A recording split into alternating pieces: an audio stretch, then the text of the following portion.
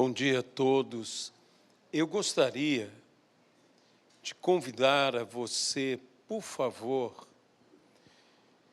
a abrir a sua Bíblia no texto que se encontra no livro de Provérbios.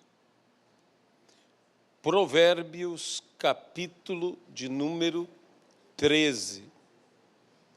Nós leremos o versículo de número 24.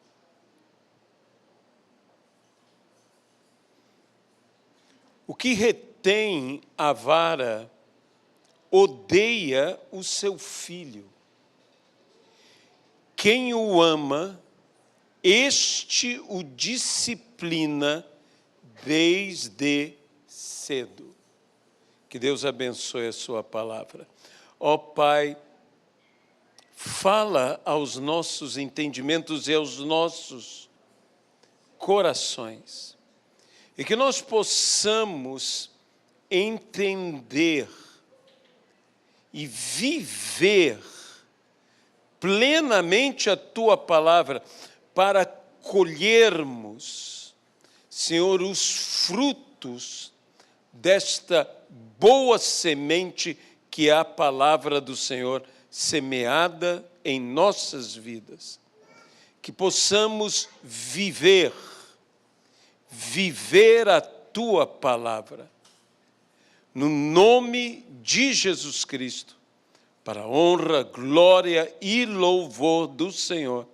É o que nós oramos e desde já nós agradecemos no nome de Jesus Cristo. Amém e amém, Pai. Esse não é um texto muito usual de ser pregado. A palavra do Senhor, então, ela nos insta, se eu posso assim dizer, a não poupar a vara aos nossos filhos. Mas, afinal de contas, o que é este não poupar a vara? Muitos têm uma ideia disciplinadora, muito mais castigadora do texto, e que eu direi a você que não é essa a ideia central deste texto. Obviamente que o castigo e a disciplina estão presentes, mas não é o sentido de um castigo como havia o castigo que o próprio apóstolo Paulo cita, que ele sofreu a surra de varas, que eram 40 varadas menos uma, 39 varadas que eram infligidas à pessoa que sofria este castigo. Eu não creio que o Senhor estaria dizendo que deveríamos surrar os nossos filhos. Não é esse o sentido do texto. O sentido do texto é: não hesite. Não hesite em disciplinar, em educar os seus filhos. Aquele que educa, aquele que disciplina, aquele que repreende o seu filho, salva sua alma do inferno. É o que a Bíblia nos ensina. Antes mesmo deste texto, há outro texto, o texto que se encontra em Josué, que diz: não cesses. Aqui, digamos, não deixe de disciplinar e não cesses de falar das palavras deste livro aos seus filhos. A Bíblia mesmo nos fala: ensina o caminho em que a criança deve andar. E mesmo sendo velho, não se desviará dele. A Bíblia, então, nos fala, instrui. Talvez a melhor palavra seja instrui a criança. Dá instrução à criança. Muitos perguntam, que mundo nós vamos deixar para os nossos filhos? Ou para os nossos netos? E eu direi a você uma coisa, o mundo que nós deixaremos para os nossos filhos e para os nossos netos depende muito mais dos filhos que nós deixaremos para este mundo do que o mundo em si. Amém? Muitas pessoas estão tratando o efeito como se fosse a causa. E se nós realmente queremos transformar essa sociedade, transformar este mundo, nós devemos começar transformando vidas, indivíduos. E uma das vidas que nós fomos chamados não a transformar, mas a formar, é a vida das crianças. E isto, meu amado irmão, minha amada irmã, isso não é algo que dependa somente do pai ou da mãe.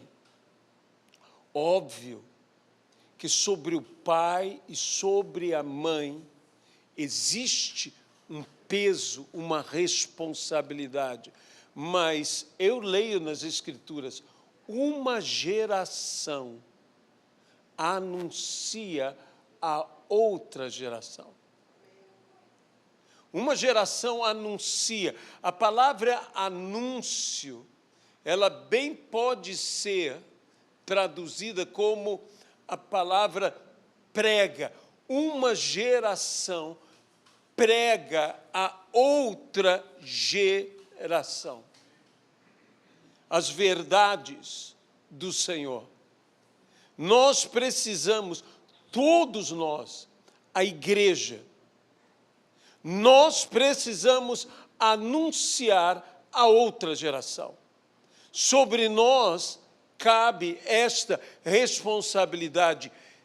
Eu não estou retirando a responsabilidade e a autoridade paternos e maternas que devem exercer, que devem ensinar. Sabe, a Bíblia King James, ela tem uma expressão sobre esse texto que eu acho, inclusive, mais adequada. Talvez seja mais interpretativa, mas ela é mais adequada. E eu gostaria de ler para você essa versão da King James atualizada. Não neguemos disciplinar e repreender os nossos filhos. Não nos neguemos disciplinar e repreender os nossos filhos. A questão não é simplesmente a vara. Aliás, a própria vara, que tem uma ideia de castigo, obviamente, eu não direi que não possui essa ideia, pelo menos em nossa mente há a ideia de vara e castigo. E pessoas que são de gerações mais antigas entendem muito bem o que é uma vara, o que é um castigo, o que é uma palmada. Hoje a sociedade está um pouco contra isto, mas o castigo, ele é necessário quando não se atende à repreensão, quando não se atende à disciplina. Então, este castigo é necessário. Li, certa vez, um material do Dr. Russell Shedd, muito bom, sobre disciplina. E ele mostrou nas diversas palavras no grego do Novo Testamento que são aplicadas à disciplina, apenas uma é uma disciplina corretiva física. De modo que nós não podemos simplesmente passar para aquela uma sem ter esgotado todas as demais. Nós não podemos encurtar o caminho que o próprio Senhor determinou para nós. Saiba de uma coisa, tomar atalho nessas coisas não é um atalho, é sempre um desvio. E eu não quero me desviar do que é o propósito do Senhor. A palavra do Senhor nos diz, ainda no livro de Provérbios, sobre a disciplina e a própria vara. Veja, Provérbios, capítulo de número 29, versículo de número 15. A primeira parte desse versículo diz: a vara e a disciplina dão sabedoria. A vara e a disciplina dão sabedoria. A vara tem que ser acompanhada com a disciplina, para que se chegue à sabedoria. Ou então, entenda bem, vara sem disciplina é mero, desculpe minha expressão, espancamento. Você está me ouvindo bem? Por causa de um entendimento, eu diria, não apenas que você poderia chamar equivocado, mas eu diria de um entendimento limitado até, de não compreendermos o que Deus deseja de nós como educadores de uma futura geração. Muitos têm se desviado do caminho do Senhor. Por quê? Porque são traumatizados com uma agressividade que jamais a Bíblia ensinou. A Bíblia jamais ensinou a sermos agressivos com nossos filhos, a sermos violentos com os nossos filhos, a sermos aqueles que maltratam os nossos filhos. Não, filhos devem ser amparados, filhos devem ser amados, filhos devem ser impulsionados a alcançarem o propósito de suas vidas, alcançarem os alvos em suas vidas. E a própria palavra ensino, no sentido hebraico, ela tem o sentido de impulsionar, ela tem o sentido de arremessar algo em direção a um alvo. Isso é ensinar. Ensinar é como tomar uma flecha e arremessar aquela flecha em direção ao alvo. Isso é ensinar. Eu ensino quando o que eu educo impulsiona alguém em uma direção, para alcançar um objetivo, para alcançar um alvo. Isto é, de fato, ensinar. E eu tenho que ministrar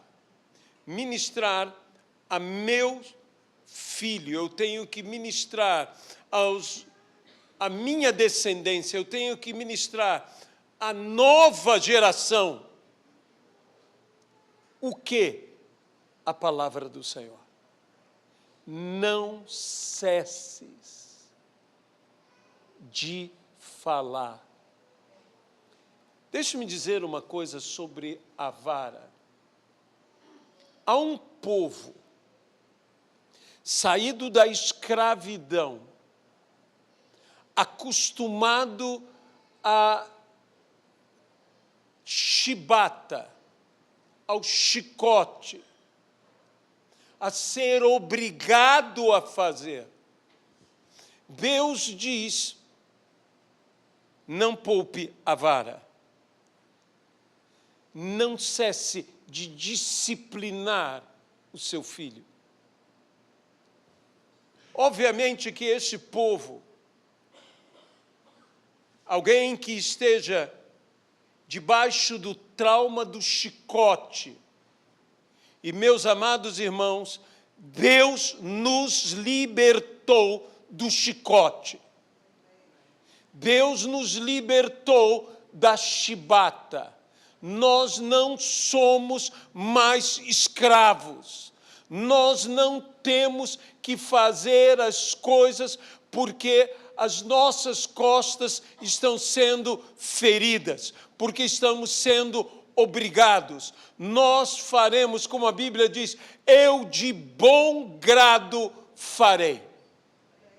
Eu de bom grado, disse Paulo, me gastarei e me deixarei gastar. Ninguém precisa me obrigar. Paulo diz, sobre mim cai esta obrigação. Havia obrigação, mas eu faço de bom grado. É assim que tem que ser a nossa vida. É assim que tem que ser a vida de nossas famílias. A vara era um instrumento dentro da cultura de um povo pastoril, era um instrumento do pastorado. E para que servia a vara? Servia para proteger e para guiar. E a vara continua servindo para proteger e para guiar. Para guiar as ovelhas, o pastor não precisava, e de fato não deveria, usar a vara com violência contra o rebanho, porque senão ele, no mínimo, feriria o rebanho. E ele poderia até mesmo matar a ovelha. Ele usava a vara para guiar as ovelhas. A ovelha que se desviava, a vara a alcançava.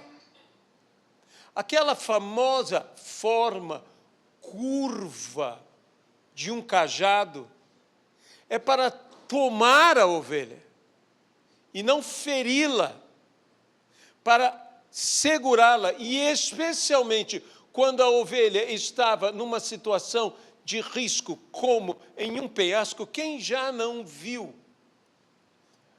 a famosa pintura do pastor salvando a ovelha em um penhasco, descendo o cajado para trazer a ovelha, que era colocada ou em seu pescoço ou debaixo das suas pernas dianteiras, e ali, bem apoiado, o pastor poderia trazer o cordeirinho ou a ovelha.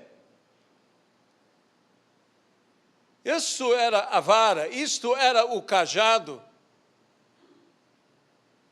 que deveria ser utilizada. A própria palavra vara, lá em Apocalipse, diz que o anjo tinha nas mãos um caniço. Esse caniço se chama vara. Essa vara era um padrão, era uma medida. E que nós devemos ter esse padrão, essa medida. E o que é o padrão? O que é a medida com a qual nós devemos medir? Volto a dizer, é a palavra do Senhor. Isto é vara. Vara não é você tomar literalmente uma vara e sair dando varadas nos outros. Eu não digo que não haja pessoas que provoquem esse sentimento em nós. Eu não digo que isso não exista. Eu não digo que um filho teu possa te tirar do sério. Mas eu digo o seguinte: para guiar alguém no caminho da sabedoria, você primeiro tem que ser sábio. Alguém concorda comigo? Para guiar alguém no caminho da sabedoria, você primeiro tem que ser sábio. E sábio não tem a ver com ser culto ou instruído. Sábio tem a ver com o dom da sabedoria que vem de Deus e vem pela palavra de Deus. Porque existe a sabedoria do alto. Existe sabedoria terrena, como existe também sabedoria animal. Existe sabedoria, o saber, não apenas o conhecer, mas o saber, porque o conhecimento é importante, o conhecimento é bom. A Bíblia mesmo nos diz que nós devemos conhecer, a Bíblia mesmo nos fala, e não foi outro senão Jesus dizendo: conhecereis a verdade. E a verdade vos libertará. E ele estava falando isso sobre suas próprias palavras e sua própria pessoa, porque a pessoa de Jesus é a verdade. Jesus é a palavra.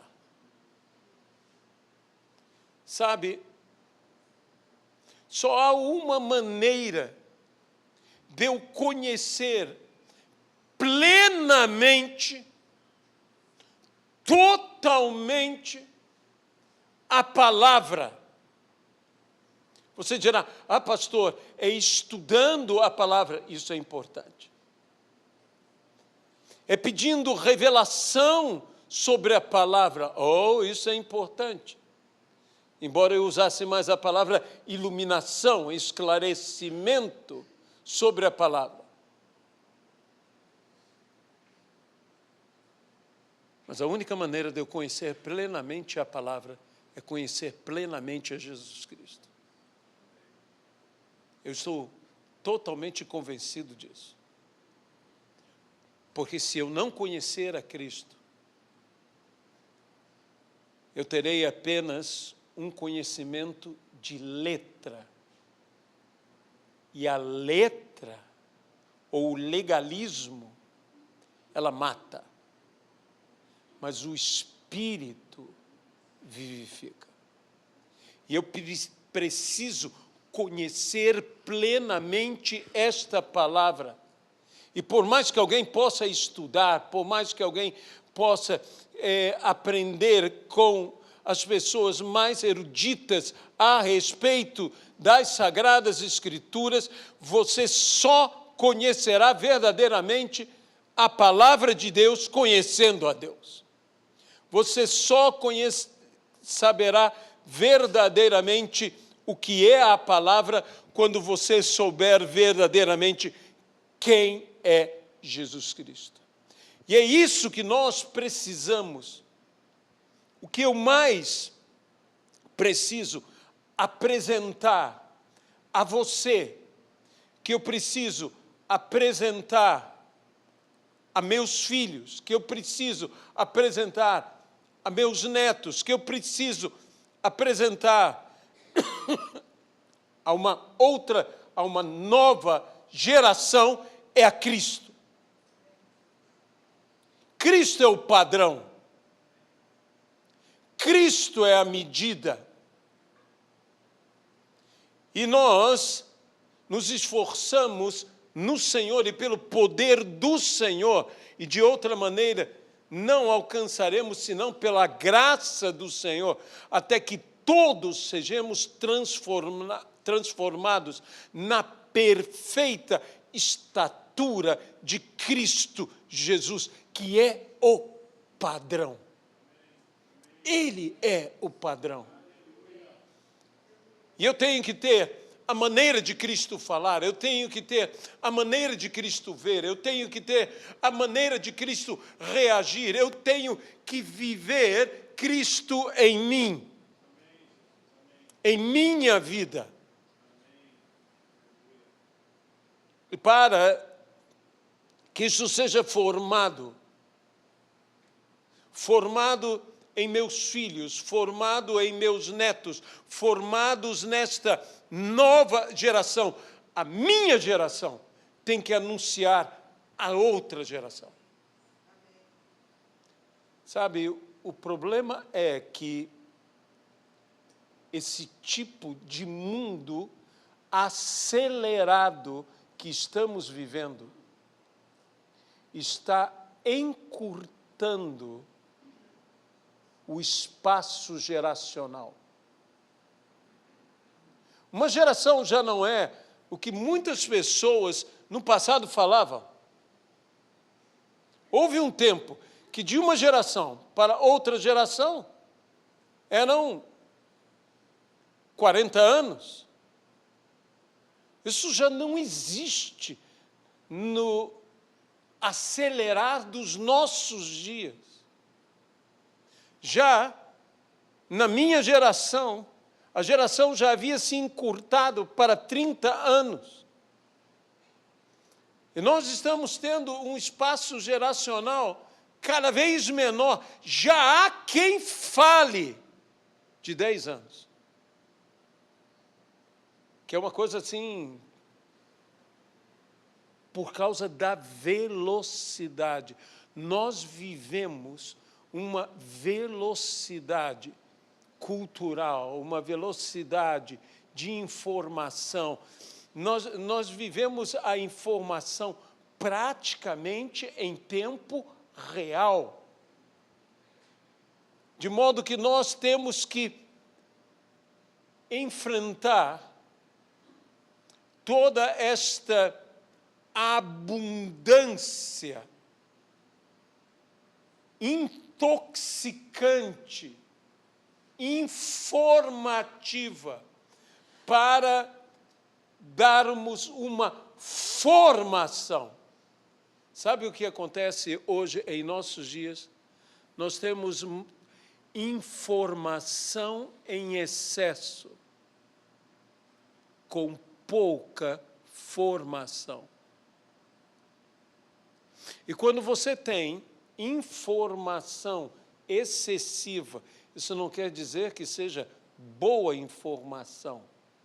Dentro da informação, a boa informação, a má informação e, inclusive, a desinformação. Dentro de tudo isto, nós temos uma avalanche informativa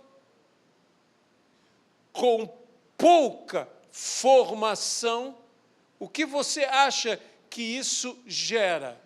Uma deformação. Basta você, eu não sei nem se te aconselho a fazer isso, mas se você parar e começar a observar a confusão informativa, não estou falando dos meios de comunicação, não estou falando nem do mundo, passe para dentro da igreja. A confusão informativa que você tem hoje da igreja para a igreja cria mais, eu diria até ansiedade do que paz. Às vezes está gerando, inclusive, desespero, em vez de gerar esperança. E eu digo uma coisa, quando você for atrás dessas informações, use uma regra. Quero trazer ao meu coração, é o que está na Bíblia, aquilo que me traz esperança.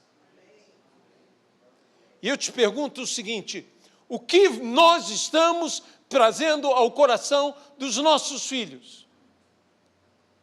O que nós estamos trazendo ao coração dos nossos netos? O que nós estamos trazendo ao coração dessa nova geração? É esperança? Porque muitas vezes o que eu estou ouvindo de certos, eu não digo nem mais púlpitos, mas de certas redes sociais evangélicas, é mais um desespero do que boas novas. O Evangelho fala a verdade, mas o Evangelho é a transmissão de boas novas. Para uma nova geração, eu tenho que transmitir boas novas. Eu tenho que escolher com sabedoria o que eu vou semear nesse campo fértil. O que eu desejo ver, o que eu desejo que seja colhido deste campo, eu tenho que escolher com sabedoria. Por isso eu disse, para levar alguém a ser sábio, primeiro, eu mesmo preciso ser sábio. E eu alcançarei sabedoria recebendo sabedoria. Alguém carece de sabedoria? Peça a Deus, que a todos dá liberalmente, não negando nada a ninguém. Meus irmãos, por que eu escolhi esse texto para este domingo pela manhã? Que se eu quero repreender, se eu quero consertar, como eu gosto dessa palavra, consertar. Sabe por quê? Porque você só pode consertar, já está na própria palavra, com o que é certo. Você não conserta nada com o que era errado ou fazendo errado. Nós precisamos consertar com o que é certo. Eu tenho uma formação. Eu não digo que eu sou, e não creio que nenhum de nós seja, à exceção do que Cristo foi, perfeito. Cristo sim foi perfeito. E você dirá, mas como Cristo pode ser perfeito se Cristo era homem? E todo homem é imperfeito. Cristo era verdadeiro homem e verdadeiro Deus. Ele se auto-esvaziou, assumindo a forma de homem, mas de um varão perfeito, de um homem perfeito. E deixe-me dizer uma coisa, o homem não foi criado imperfeito. O primeiro homem, Adão, foi criado perfeito. Por isso Cristo pode ser, e Ele é, 100% homem. Cristo era 100% homem, mas homem perfeito, porque o primeiro homem foi criado perfeito, e Cristo é o segundo Adão. Para que nós, nele, não apenas justificados, mas regenerados, possamos ser aperfeiçoados, até que todos cheguemos ao padrão de Cristo. Todos cheguemos à perfeita estatura do varão perfeito, de Jesus Cristo. Amém? Nós precisamos realmente não cessar. E eu volto a dizer, não hesite em disciplinar. Não poupe a vara. Não poupar a vara significa não hesite em disciplinar. De outra maneira, eu diria, não perca a oportunidade em ensinar. Em todo momento, em todo lugar, em todas as oportunidades, o que a Bíblia diz, fala. Ao se levantar, ao andar, ao deitar, não cesses de falar da palavra, desta palavra ao seu filho. Não cesses. Não tenha vergonha de dizer, está escrito.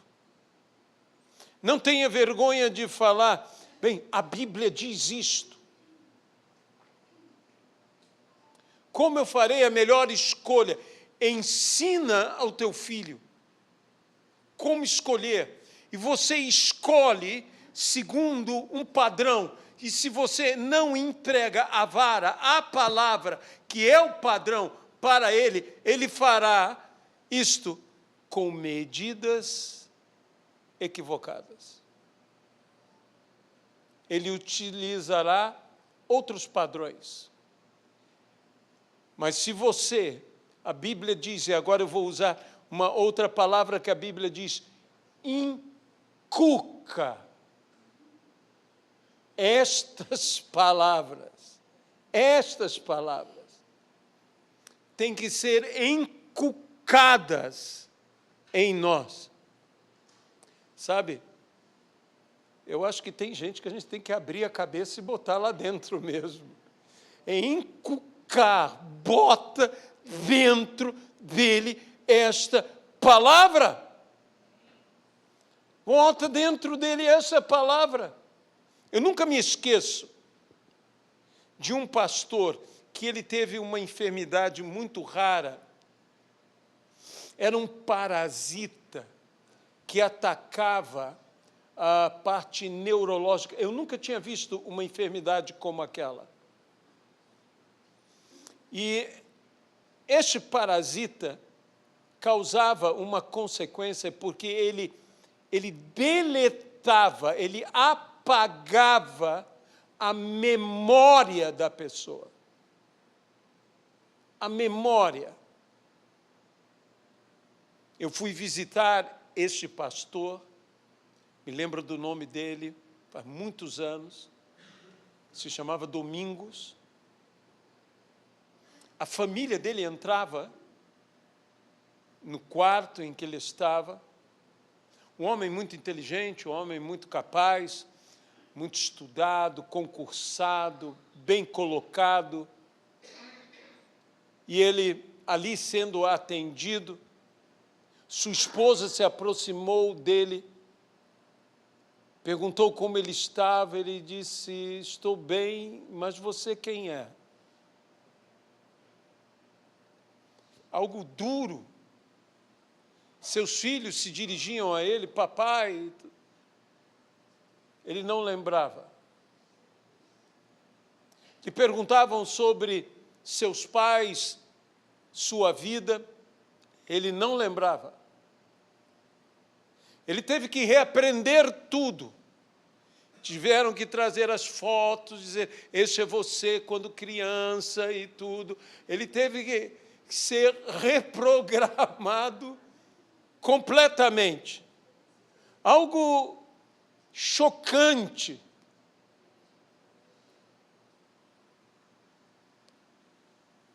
Então, um que era evangelista em sua igreja, como todo evangelista, né? Disse: você sabe quem é Jesus? E a resposta dele: eu nunca me esquecerei de quem é Jesus. O médico olhou e disse: porque, meus irmãos, está além da razão humana. Ele começou a citar versículos e mais versículos bíblicos. E o médico disse: isso é impossível. Você tem que entender o seguinte: esta palavra não é simplesmente uma letra qualquer. Esta palavra é a palavra de Deus. Passará céu, passará terra, mas a minha palavra não passará. Algo que todos nós ficamos boquiabertos. Aquilo marcou a minha vida para sempre. Eu disse: Senhor, que a Tua palavra esteja assim em nossas vidas. Quando fala encucar, não está falando de uma lavagem cerebral. Está falando disso entrar, penetrar em mim de tal maneira que ninguém possa arrancar de mim. Isso não se faz com espancamento. Isso não se faz com agressividade. Isso se faz com amor. Isso se faz dando-se, doando-se. Isso se faz entregando-se plenamente, porque Deus amou o mundo de tal maneira que deu. Amor dá, amor se dá. E nós precisamos compreender isto. É por isso que quando nós amamos, o apóstolo Paulo diz algo tão interessante que eu creio que todo pastor deveria ter esse sentimento que Paulo fala. Qual de vós que adoeça, que eu também com ele não me enferme? Um homem como Paulo, que Deus fazia pela mão de Paulo milagres extraordinários, ao ponto de ser levado utensílios pessoais de Paulo, como seus próprios lenços, e colocados sobre a pessoa, os demônios eram expulsos e as enfermidades eram retiradas. Por que Paulo não disse: qual de vós que esteja enfermo, que eu não cure? Mas Paulo diz que eu não me enferme com ele. Porque quem ama, meu amado irmão, não assiste o outro enfermo, mas assistindo ao outro, ajudando ao outro, enferma com o outro.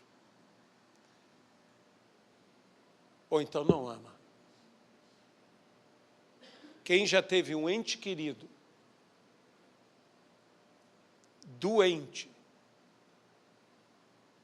sabe muito bem. E quem já tratou de um ente querido no estado de sua passagem, num estado terminal, sabe o que você sente. Que a dor que ele sente, você também sente algo. Que o que ele passa, você passa com ele. E quanto mais junto você está dele, mais você também está. A enfermidade não pertence exclusivamente a ele, está no corpo dele, mas pertence à minha alma. Pertence à minha alma. É por isso que quando perdemos uma pessoa que amamos, nos enlutamos, choramos. Isso não é falta de fé. Isso é amor. Isso é sentimento que nós temos que ter. Que nós temos que... mas a vida continua. A vida continua. Mas não me diga que a vida vai ser igual, porque não vai ser igual.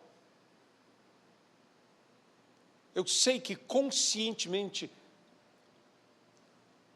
as pessoas passam, mas eu te digo, como eu gostaria de ter comigo, hoje, presente, meu pai, minha mãe, meu avô, minha avó, os que eu amo, porque não os que eu amei, porque eu continuo amando.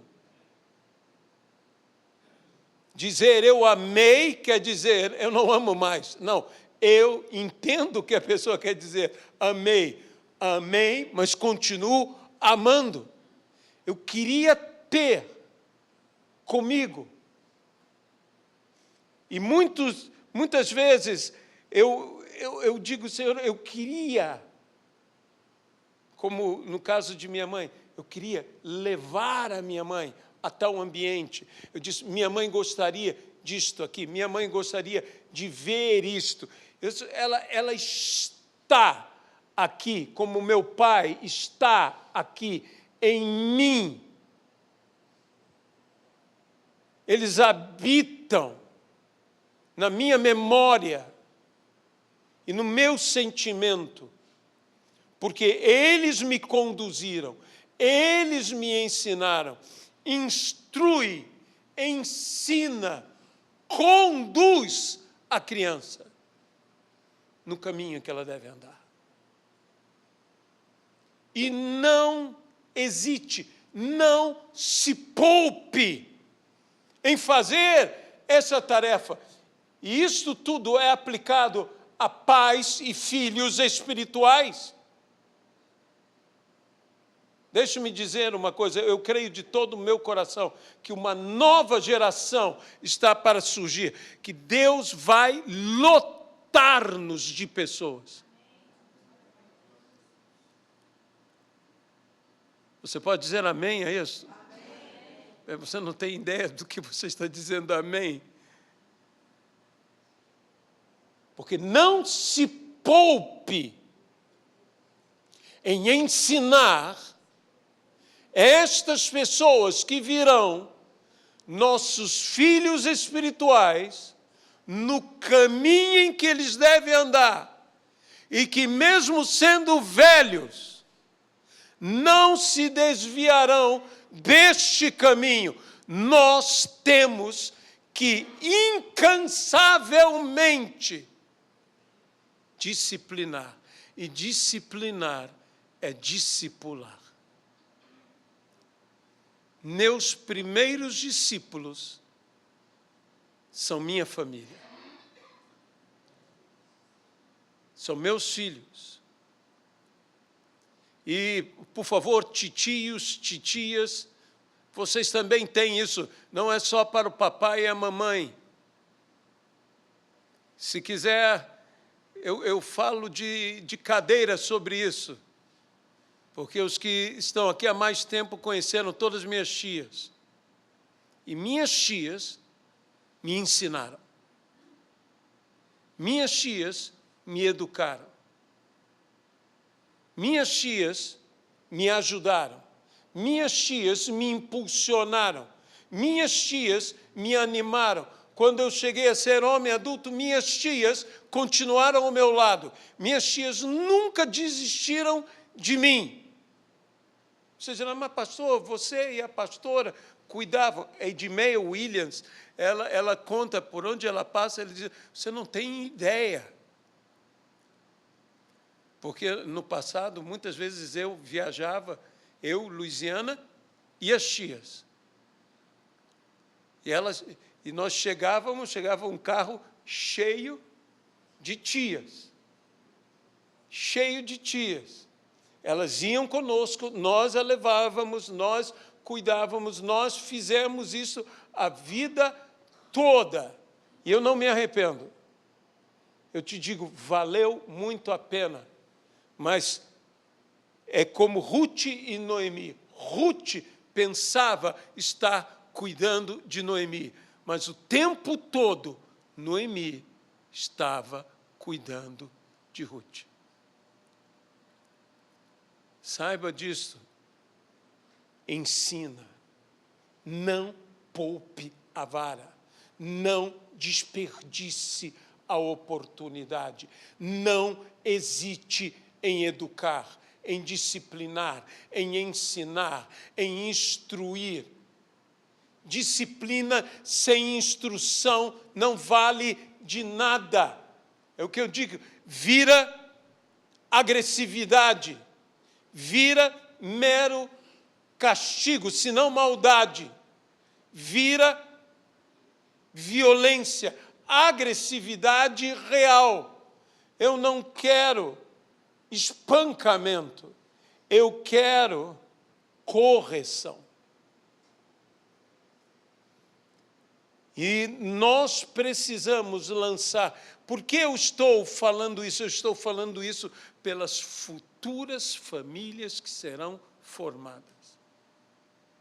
E lançando aqui uma base espiritual. E pela salvação de almas que acontecerá. E lançando aqui uma base espiritual para que todas essas vidas sejam ensinadas no caminho em que devem andar. Amém? Aleluia. Amado e querido Deus, nós entregamos esta palavra. Que o Senhor vá além destas palavras. Que realmente possamos ser, como a Tua palavra nos mostra, incansáveis na educação, no ensino. Que nós não hesitemos, que nós não poupemos, que não venhamos a desperdiçar as oportunidades. É o que nós te pedimos. E desde já, nós te agradecemos. No nome de Jesus Cristo.